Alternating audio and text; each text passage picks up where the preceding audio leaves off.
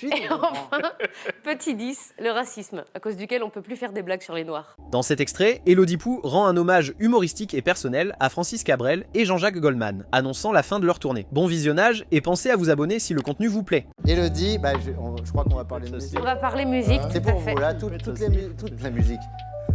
Toute l'émission est pour vous maintenant. Toute la musique que j'aime est pour vous. Puisque ça y est, c'est officiel, Francis Cabrel rejoint Jean-Jacques Goldman dans le club de ceux qui feront plus de tournées. Ça y est, plus de concerts, fini, basta, que chi, pot de zob. Le chanteur l'a annoncé il y a peu, j'arrête bientôt, a-t-il dit, je veux pas faire la tournée de trop. Et c'est marrant parce que ces deux phrases, j'arrête bientôt et je veux pas faire la tournée de trop, pourraient avoir été dites par un vieil alcoolique notoire qui, se réveillant une énième fois au milieu de ses urines et aux côtés d'une collégienne dont la curiosité aura eu raison de la virginité, entre dans sa 37e rédemption et se promet de ne plus jamais écouter du Jean-Luc Lahaye. Mais là non, c'est sincère, mon Dieu. Quel monde cruel qu'un monde sans concert de Francis Cabrel et de Jean-Jacques Goldman. Oui. Alors qu'il y a tellement d'autres chanteurs, artistes, il y en a tellement d'autres qui devraient arrêter de chanter pour le bien-être de l'humanité. Alors pourquoi cela me touche-t-il de la sorte? C'est ce que disait la collégienne susnommée. Eh bien parce que d'aussi loin que je me souvienne, depuis ma plus tendre enfance, Cabrel et Goldman ont toujours chanté à la maison. Étant né d'une mère mélomane et d'un père collateur, Cabrel Mais c'est contagieux. Ça se tente. Dès que je suis assise à côté de lui. Et oui, c'est ça. Cabrel et Goldman tournaient tellement en boucle à la maison que j'étais persuadée qu'ils faisaient partie de la famille. En fait, tonton Francis et tonton Jean-Jacques étaient toujours fourrés à la maison. Présence plus acceptable que celle de certains véritables membres de la famille, dont le répertoire musical aurait fait rougir de honte un vieux routier repris de justice misogyne, raciste et homophobe. Ces découvertes musicales, seul héritage familial dont je bénéficie, en plus d'une tendance à l'embonpoint, qui, contrairement à ce qu'on pourrait penser, n'est pas due à mon amour immodéré pour les côtes de bœuf et la tête de veau vinaigrette. Ces découvertes, disais-je, m'ont suivi toute ma vie. Cabrel était là quand je rentrais de l'école, là quand je faisais mes cartons pour partir de chez mes parents, à mon mariage, dans la chambre de mon bébé avant même mon bébé, à qui j'ai voulu faire découvrir la beauté des mots qui, comme les êtres humains, sont plus jolis quand ils s'emboîtent. Mais si, c'est beau l'amour. Elles m'ont surtout accompagné, ces chansons, dans cette période réjouissante qu'est l'adolescence. En effet, moi qui ai bénéficié d'une adolescence aussi épanouissante qu'une balade à dos de Zemmour en Seine-Saint-Denis, À ce point. je me réfugiais dès que faire se pouvait dans la bulle protectrice et ô combien bordélique de ma chambre, entre lecture et musique. Ces deux bombes à pulvériser le quotidien qui, moins cher que la drogue, permettent de s'évader vite et de s'évader loin. Que de samedis soirs sur la terre, je passais à comprendre ces paroles qui semblaient m'être destinées, à observer tout ce qu'octobre illumine comme quelqu'un de l'intérieur qui cherche sa place dans le trafic. Et si vous ne comprenez pas ce que je dis, c'est qu'il faut réécouter du Cabrel vite, vite, vite. Cabrel est de ses vrais amis qui ne font pas disparaître les problèmes de ta vie, mais ne disparaissent pas de ta vie quand tu as des problèmes. De ces vrais artistes qui se foutent des strass et des paillettes, qui fuient les mondanités, se fondant dans la foule tel un roux dans un troupeau de renards. Pour tout cela, je pense que les concerts de Cabrel ne devraient jamais s'arrêter. Je propose donc, ici, ce soir même, une liste non exhaustive de trucs auxquels l'univers devrait mettre fin à la place des concerts de Francis Cabrel. Petit 1, les BN à la vanille. Oui. J'adore, moi. Pour la simple raison que seuls les tordus les Petit 2, le 7 ans.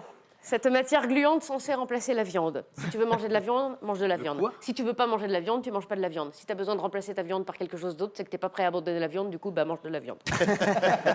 3, l'utilisation du mot barista à bord des TGV. Ah oui. Ah oui. 4, les annonces à bord des TGV.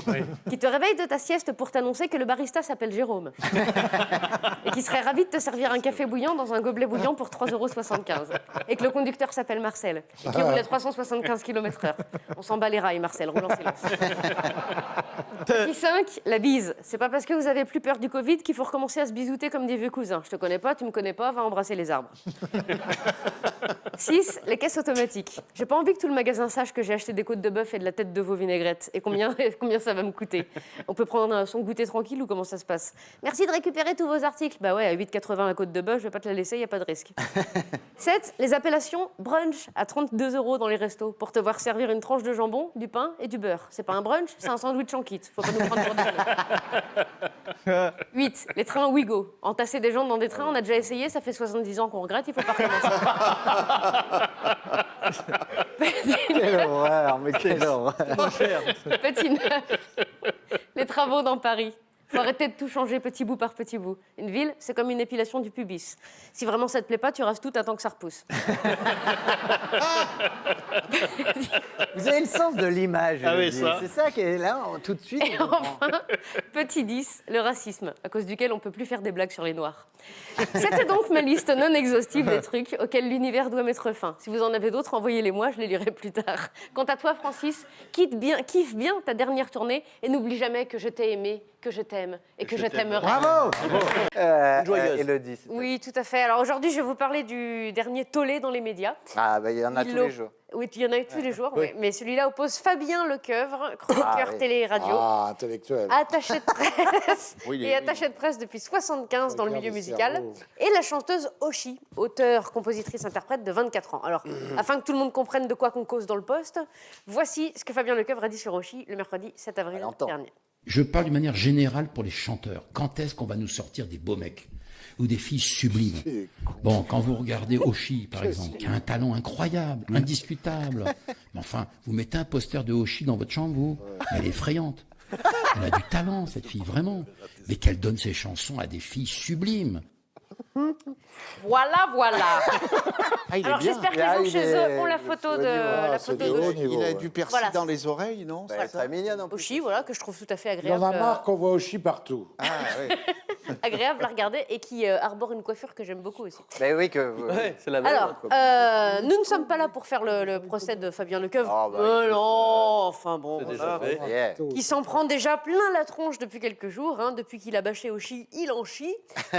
Mais analysons quand même ensemble ce buzz. Alors, Fabien Lecoeuvre s'est excusé depuis, sur Twitter. Hein, ce qui équivaut à faire un achat immobilier avec des billets de Monopoly ou à posséder une villa de rêve dans les Sims. Il a été écarté d'Europe 1 pour quelques jours suite à ses propos. Il doit également écrire 100 fois « Je ne dois pas juger les gens au physique, surtout quand la vidéo va tourner sur Internet, car cela s'appelle aujourd'hui du body bashing et sera jugé par la vindicte populaire. » Et il devra rester après la classe pour nettoyer les tables avec le personnel d'entretien pour réfléchir à sa bêtise. Alors, deux camps s'opposent sur les réseaux et dans certaines émissions depuis cette histoire. D'un côté, ceux qui s'insurgent, hein, avec des commentaires du genre « Oui, il devrait déjà commencer par se regarder dans un miroir. Il a une tête de merlan périmée que même à Rungis, ça part pas. Je sais pas s'il va être mis à la porte, mais en tout cas, vu sa tronche, il s'en est pris une de plein fouet. » Etc. Ou « Comment punir quelqu'un qui a jugé sur le physique en le jugeant sur son physique ?» C'est vrai. c'est De l'autre côté, le fameux « de toute façon, on peut plus rien dire », utilisé par ceux qui se sentent mal d'être d'accord avec les propos incriminés, mais qui refusent de se remettre en question. Et au milieu de tout ça, des gens qui n'ont pas suivi, qui s'en foutent, Oui, c'est ça. et qui ressentent pas le besoin irrépressible de donner leur avis, ce qui est rare en 2021. La question que pose cette situation est la suivante. Peut-on juger de la beauté d'une personne alors que la beauté est la chose la plus subjective au monde? Certaines femmes, par exemple, rendez-vous compte, sont insensibles au charme d'un Jérôme de Verdière, tandis que d'autres sont en pamoison chaque soir de revue de presse. Oh oui, il suffit pour le constater de lire les commentaires Facebook sur la page de Jérôme. Au hasard, Simone Titi. Jérôme, vous êtes mon rayon de soleil même en pleine nuit. 6 juin, une photo de ma lune. Jacqueline Rioux, de verre d'hier, de verre d'aujourd'hui, de verre demain. Jérôme, votre verre n'a d'égal que votre verre. Je vous laisse deviner la suite. Ça, c'est Jacqueline. C'est un texte à trous. Oh, dis donc. Il y en a des boudins en mal d'amour. Hein. Géraldine, attends, il y en a d'autres. Jaloux, va. Géraldine Dulac. Jérôme, t'as de beaux yeux, tu sais, quand c'est qu'on se la colle en loose dé sur le zinc.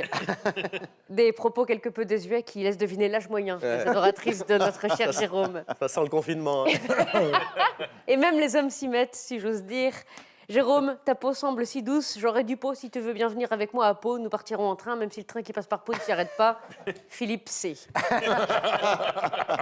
Tout ça pour dire que la vision du beau, c'est comme un slip, on a chacun le sien, et c'est parfois dangereux de le montrer aux autres. La deuxième question que pose cette situation, c'est de savoir si oui ou non on a besoin qu'un artiste soit beau pour apprécier son art. Faut-il séparer l'artiste de sa beauté? Car les artistes, c'est comme les légumes, c'est parfois ceux qu'on juge les plus moches qui sont en réalité les meilleurs. Peut-on dire d'un Jacques Jacques Brel ou d'un Gainsbourg qu'ils étaient beaux. Non. Et puis, en 2021, n'aurait-on pas enfin compris que les standards de beauté, c'est un petit peu de la merde? La femme sublime d'aujourd'hui n'est plus celle de 70. Elle n'est plus forcément mince, fortement poitrinée, épilée, vêtue de peu et au regard aguicheur, dont l'affaissement des pupilles reflète un encéphalogramme plat. La femme sublime d'aujourd'hui se fringue au puce, bouffe des Twix, elle se rase sous les bras que quand il y a piscine, elle se plaît à elle-même et ça lui suffit. Pour les nostalgiques, allez chez le médecin, ça ne vous soignera pas. Mais dans la salle d'attente, vous trouverez des exemplaires de Salut les copains de 72